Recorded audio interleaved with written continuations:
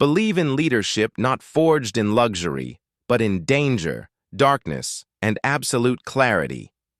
If that vision moves you, hit the subscribe button, like this video, share it widely, and follow our channel, because what you're about to witness is a story few dare to tell. The night before Captain Ibrahim Traoré became president of Burkina Faso, someone tried to kill him. The air over Ouagadougou was heavy, thick with expectation and tension, the kind of weight you don't measure in weather, but in breath and silence. The streets were lined with quiet clusters of people, villagers, students, elders, holding candles and murmuring prayers, not just for celebration, but for protection. It was more than a historic night. It was a reckoning. In less than 12 hours, a soldier barely in his mid-30s, Captain Ibrahim Traoré, was scheduled to be sworn in as the transitional president, a leader chosen not by elite consensus, but by the sheer force of the people's will. But while many hailed him as a hero, others in power saw him as a threat, a man who rose not through ceremony, but through sweat, fire, and war. And that kind of ascent doesn't sit well with those who feed off corruption and comfort. They didn't want him to reach that podium. Not alive. In a dim, rented safe house just outside the city center, Traoré sat at a rickety wooden table, the only light a sputtering kerosene lamp. His uniform was plain, no medals, no rank, just utility. Beside him lay a revolver, worn from years of use. A map of military bases was spread out before him, marked with red ink. 3 dog-eared notebooks sat open, one with trusted allies, another with suspected traitors, and a third untitled. That third one was blank. Waiting. Across from him sat Salifou, his friend and former communications officer from the 10th Regiment, a man who had once risked his own life to intercept a failed assassination attempt. "You don't have to be here," Salifou said, voice low but urgent. "The High Council's offering you full presidential protection." Ibrahim looked up slowly, eyes steady, unreadable. "Protection," he said flatly. "From the same men I've spent the last 2 years fighting in the north?" He leaned forward, eyes gleaming now. "I don't need a convoy. I need clarity." Salifou said nothing. He knew the man in front of him had walked through fire, had survived ambushes, drone surveillance, sabotage, and betrayal. This wasn't about paranoia. This was instinct. Then the air shifted. There was no sound, no warning, just a pressure. In the room. A quiet too perfect. A stillness too complete. At 2:14 a.m., the power vanished. Not flickered. Vanished. A clean, total blackout. Streetlights blinked out. The fan stopped spinning. The hum of nearby radios died in an instant. And that was all the confirmation Ibrahim needed. "Get down," he whispered. Not a shout. A whisper, sharp and precise. Salifou obeyed. In one fluid motion, Ibrahim flipped the table, crouched behind it, and drew his revolver. He counted 5 seconds, 10, then a sound. A soft rubber thud, not metal, not glass, the kind of sound used in silenced combat boots. Then a shadow moved past the shuttered window. Another followed. They weren't here with tanks or brute force. They were here with training, precision, intent. The door burst inward, not with a bang, but with a surgical slam. 2 black-clad men entered, rifles raised, faces masked. Their scopes glowed red in the dark. They expected a sleeping man. A politician in pajamas. They found a soldier waiting for war. The first intruder pivoted toward the bedroom. Ibrahim fired once, a single clean shot, neck. The man collapsed without sound. The second intruder dropped to a crouch, firing in return. The wall behind Traoré exploded, spraying plaster and wood splinters. Ibrahim rolled behind cover and returned fire, shoulder hit. The man staggered but didn't fall. He was a professional, Salifu scrambled to the kitchen, yanking open a drawer, grabbing an emergency flare gun. "No bullets," he shouted. "But I can send the flare." "Do it." Ibrahim nodded. A red burst shot into the sky, like a flare of defiance. Moments later, gunfire broke out 2 blocks away. Return fire protocol. Their enemies weren't alone. Then Ibrahim saw it. The second attacker, though wounded, activated a small beacon on his vest. Shortwave GPS, Ibrahim's eyes narrowed. "They're not a hit squad," he muttered.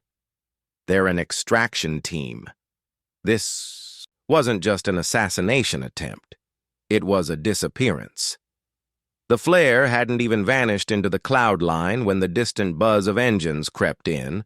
Not trucks, motorbikes. Small, silent, surgical. They were coming fast. Blood trickled down Ibrahim's forearm from a cut caused not by bullets, but by splintered wood. He felt something rise in his chest. Not fear, not panic. Precision.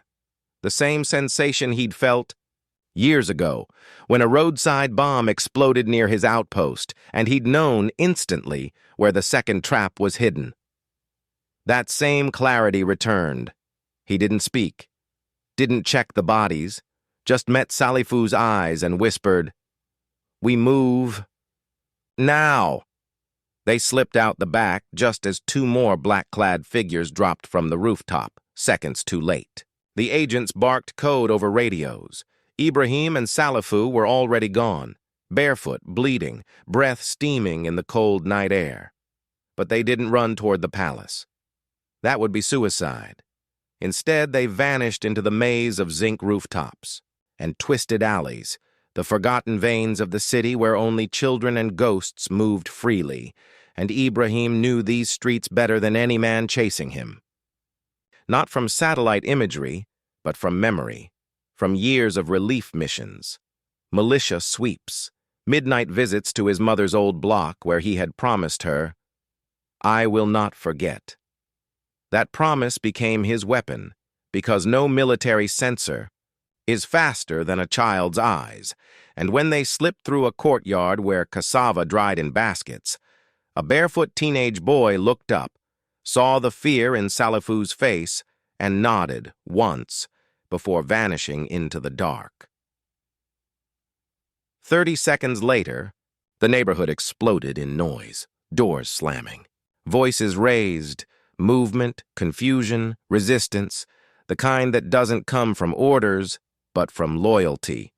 Because this wasn't just an escape, it was the birth of something unstoppable. Radios crackled like angry insects. Buckets overturned and clattered to the ground. A code, a warning, a cue to disappear or move fast. Ibrahim didn't hesitate. Bleeding and breathless, he ducked behind a vegetable stall, the scent of crushed tomatoes and wilted coriander flooding his senses. His mind raced, calculating distances, exits, threats. Without a word, he pulled the SIM card from his emergency phone, snapped it in half with shaking fingers, and pressed a wristwatch into Salifu's palm. A crude, digital face blinking with a single green dot. "If I fall," Ibrahim rasped, "get this to Hell Lima in Sector 9. She'll know exactly what to do." Salifu opened his mouth to protest, to beg his friend not to talk like that, but then he saw the look in Ibrahim's eyes. The same steel gaze from 2020 on the battlefield when, under a hailstorm of gunfire, Ibrahim had ordered a retreat to save civilians, even though it meant leaving behind men he loved more than life itself. It wasn't a look of surrender, it was sacrifice. And that look had returned now, grim and undeniable. They moved like shadows through the chaos of the market, weaving between fruit carts and rusted metal workshops. Behind them, the sound of boots hit the pavement like war drums. Ibrahim didn't flinch. He knew the city. He had once trained young recruits here behind the abandoned school near the drainage tunnel. Unarmed combat, stealth, survival. It felt like coming home. Sliding into the dark, rank-smelling tunnel, the echo of their footsteps was swallowed by dripping water and silence. Moments later, their hunters reached the street above. Too late again, but close enough. The scrape of metal on concrete echoed. Boots on steel. One mistake, and it would be over. That's when Ibrahim made his second gamble. Reaching into his collar, he triggered a decoy transmitter stitched into his jacket, set to mimic his emergency frequency. Then he tossed it down a second shaft, opposite the tunnel they'd entered. 3 seconds later, the pursuit team split, some chasing the false signal, others sweeping west. Ibrahim watched through gritted teeth, not smiling out of pride, but out of sheer relief. Every second they bought was a second his country still had its future leader alive. Eventually, the tunnel opened into a forgotten brick passage beneath, a mosque. The air was thick with incense and soft candlelight, the scent of old prayers and sandalwood clinging to the walls. Ibrahim collapsed against the stones for just a moment, not because he was broken, but because he'd made it far enough. From hunted to hidden, and waiting in the shadows was a familiar silhouette. An elderly man with a scar like a lightning bolt down his cheek, holding a shotgun low and steady. Imam Dabo. The same man who had hidden Ibrahim's mother during the food riots of 2016, risking his life to shelter a woman and her child. Now, without a word, he handed Ibrahim a cloak, a forged ID, and a basic phone. No SIM, no tracking. "They think you're dead," he said softly, the weight of history behind his voice. "Don't disappoint them yet." Ibrahim nodded, pulled the hood over his head, and limped into the mosque's prayer hall, a sanctuary filled with hushed voices and drifting smoke. No one asked why he bled or why he limped. They simply offered water and silence. It was there, beside a marble pillar older than the Republic itself, that he finally spoke, not to Salafu, not to Dabo, but to the silence itself. "If this is what they do before I take the oath, imagine what they'll do after." As the call to prayer lifted into the gray morning sky, a nation still mostly asleep, Ibrahim Traoré understood. Escape wasn't enough. Hiding wasn't victory.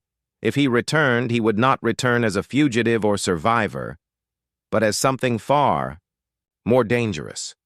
A symbol. Because survival makes you a man, but return makes you a movement. By sunrise, the mosque had emptied. Only ash, whispers, and the fading scent of sandalwood remained.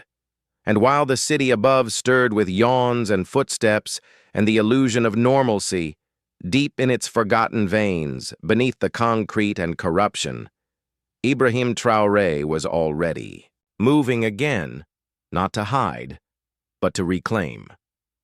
He didn't head toward the palace or the cameras. He moved instead toward an old outpost near the central rail yard, once a weapons depot, now abandoned, guarded only by rust and mutts. But it wasn't what it seemed. Months ago, Ibrahim had turned it into a listening post, manned not by soldiers but by loyalists who owed him not favors, but futures. He entered through the back hatch. No salutes, no gasps. Just quiet recognition. One of the men handed him a folder marked EMBFX72. Inside, names, dates, transfers, bank activity, secure line calls from foreign consulates to encrypted receivers, fuel records, guard rotations, the full anatomy of betrayal, local players, multinational funding, a $200,000 transfer to a numbered account in Senegal. The trail led straight to contractors with links to French intelligence. He read every word. No flinch, no surprise, just confirmation. It wasn't paranoia. It was reality. They didn't just want to stop him. They wanted to prevent the very idea of a self-determining African leader, a man who governed without kneeling. "Release it," he said coldly. One of the loyalists hesitated. "Sir, if we go public before the ceremony, the interim council might block your swearing in. Say it's political." Ibrahim cut him off, slowly, calmly. Then let the people decide if the truth is political. With that, they activated the dead drop. Within minutes, the files scattered like fire across the continent, sent to journalists, platforms, civic coalitions, untraceable, unstoppable. While the palace still slept, the truth marched into inboxes, devices, and headlines, and then came the boldest move of all. Ibrahim walked into the light. No disguise, no hiding. Just a white robe, a bleeding man walking into a midday market, calm as the sky. Someone saw him. A phone was raised. A whisper became a ripple, then a roar. "Ella Viva, he's alive!" But the city didn't erupt in panic. It rose, in voice, in unity. Chants erupted, spontaneous, uncoordinated yet synchronized, the music of awakening. Shopkeepers dropped fruit. Children climbed rooftops, not to flee, but to see. By the time he reached the gates of the National Assembly, the street behind him had become a sea, a tide of hope. The guards at the gate, men loyal to conspirators, froze. Guns half raised, minds torn. Do they shoot or salute? And in that hesitation, history bent. Ibrahim didn't raise his fist. He didn't demand entry. He turned, instead to the crowd, blood on his robe, fire in his eyes, and without a word, he became something no bullet could stop. Not a fugitive, not a politician, not even a president, a movement. And then he turned, eyes steady with purpose, and said in a voice barely louder than breath but firmer than stone, "You brought me here. Now stand with me while I walk in." But as he stepped forward alone, not one of them moved to follow. He walked through the iron gates, past guards clutching rifles that never raised, into the cold heart of a government that had once conspired to erase him, not just from power, but from memory itself. He entered the grand hall where the interim council sat waiting, men and women who had once whispered into foreign phones and drafted his obituary in advance. Blood still clung to the collar of his shirt, dried from the night he escaped death not by armor or force, but by the will of those who believed in him. His voice, clear as unclouded water, carried without microphone. "You told the world I wouldn't be here today, but I am. Not because of your protection, not because of your permission, but because the people refused to let me die in silence. And then, nothing. No applause, no gasps. Only silence. A silence heavier than any roar. A silence that exposed the room, stripped of lies, where every eye suddenly saw itself reflected in the mirror of truth. It was the silence that follows when every scripted deception shatters, and every microphone begins to tremble in the presence of something real. Hours later, when the first wave of journalists confirmed the leaked files, when embassies pulled down their blinds, when resignation letters began to pile on the marble floors of ministries, he did not smile. He did not gloat. Instead, Ibrahim walked out of that marble tomb of power and back into the streets, where the people were still standing, waiting, watching. He looked at them, not from a balcony but from their level, and said only, "We have much to repair." And they answered not with cheers, but with nods, with tears, with eyes burning with conviction. That morning, the morning of the ceremony, was unlike any other in the nation's history. It did not begin with trumpets or sirens or national anthems. It began with the deep, vibrating hum of a country holding its breath, waiting, not out of fear, but out of reverence, because the people of Burkina Faso now knew a truth that could never be buried again. Their leader had not merely survived an assassination attempt, he had survived betrayal by the very systems meant to shield him. And he stood not because fate was kind, but because he refused to bow, because they refused to let him fall. As the sun crept over the horizon, casting golden light across the Place de la Révolution, thousands began to pour into the capital, not for spectacle, but for solidarity. Not for parade, but for promise. They came with fire in their veins, not flags in their hands. And inside the National Assembly, Ibrahim Traoré stood behind closed doors, not in military regalia, but a plain olive jacket. His boots were scuffed. His right hand still bore the bandages from the ambush at the safe house. He refused all ceremony, no drums, no salutes, no scripted introduction. When he finally stepped out onto the marble stairs, a wave of silence swept over the square. The people inhaled, not because they were surprised to see him, but because it felt like history itself had returned from exile. As he descended the stairs, the silence didn't break with clapping or shouting. It broke with a single voice, then hundreds, then thousands. He lives because we stood. We stand because he lives.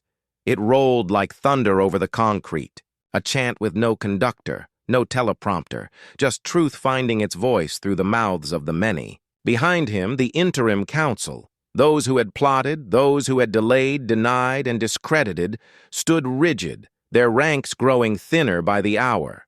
The weight of their lies clung to them like chains. And still, Ibrahim didn't turn to them. He turned to the people. Raising one hand, the chant ceased. Silence again. Sacred. Charged. Then he spoke. Not with rage, but with resolve. I did not come here to speak of who tried to stop this day. I came to speak of why they failed. His words hung in the air like scripture. The people listened. They failed because the oath I take today does not come from paper. It comes from blood, from the hands that pulled me through alleyways, from the mothers who hid me in prayer halls, from the children who ran across rooftops to confuse my hunters. My oath is already written, in their courage. Today I only speak it aloud. He placed his left hand over his heart, raised his right, and recited an oath he had rewritten that very morning, in his own hand. It did not mention office or authority. It pledged no allegiance to institutions, only to the dignity of every voice once silenced, to the sacred right of self-rule, to justice over tradition. And when he finished, he stepped down, not into a bulletproof car or marble corridor, but into the arms of his people.